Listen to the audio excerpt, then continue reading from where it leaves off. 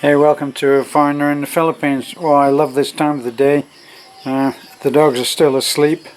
They haven't realized that it's not their total job to just create a non-stop, never-ending, what is it, line to line, head to butt barking the entire day, and they've gone to sleep.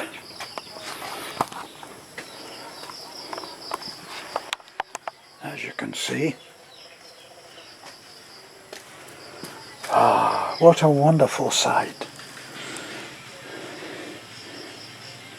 And that, of course, is Red. And this, of course, is Bogey. Bogey, you know your name, don't you? You know your name. And so does Red. Do you know your name, Red? Do you? Red, do you know your name?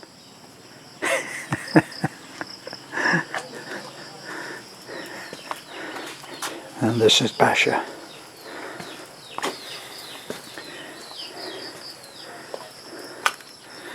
Wow, with all the rain, look how the garden has just burst into life. Here's another sleeping dog. Now, why have you gone and ruined everything, huh? Why have you ruined everything, you old dog? Look at you. Look at you. Hmm? Look, we're just going to catch the last knockings of the sun. The sun's actually gone down.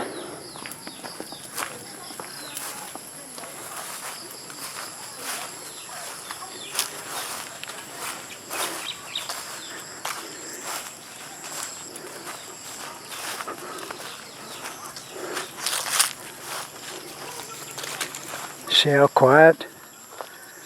Look at that.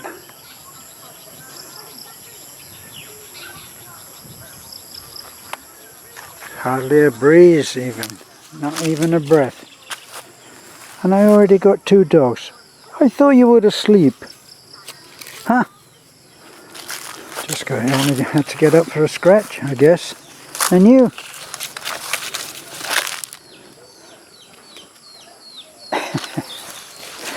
Red is the big floppy old pudding. Everybody loves Red. I don't think he ever does anything to any of the others. Maybe he stops it from happening. Bogey's different because Bogey will exert himself. I've mentioned before how there is a hierarchy and it is ruthlessly enforced. If you're not the top dog, well, the dog above you is going to give you a hard time. Kind of reminds me like that being in the army. There's always an idiot just above you in rank who can send your life to hell.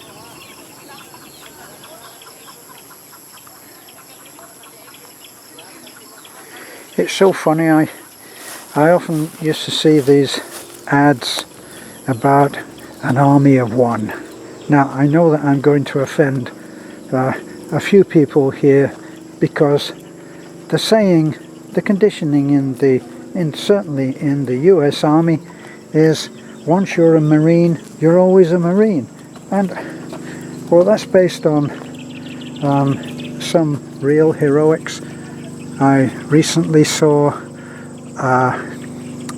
a monologue that was delivered by Sam Elliott, just an incredible story of a man who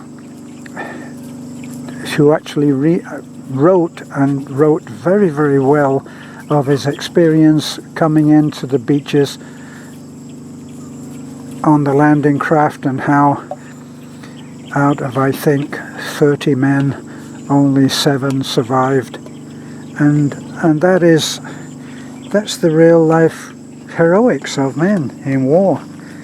In certainly my experience in the British Army was not about heroics.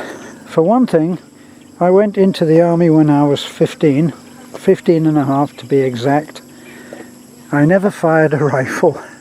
I went in, and because I went into a very famous regiment, the Thin Red Line, the original Thin Red Line as it was known, was the Argyll and Sutherland Highlanders, and I went into that regiment when I was 15 and a half, and I remember my parents put me on a train, and by myself at 15 and a half. I was a kid, very much a kid, and I was put on the train, I think Exchange Station, and that took me to Stirling.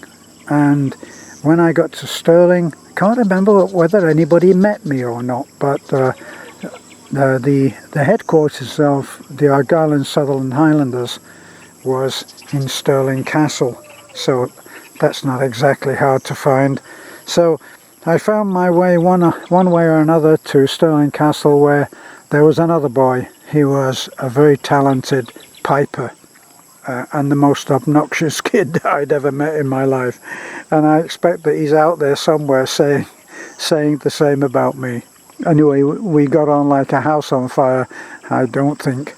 Anyway, they didn't really know what to do with us. We were too young to be put into training with the adults, so we just never ever got trained, unlike some other boys that I spoke to later on in my service.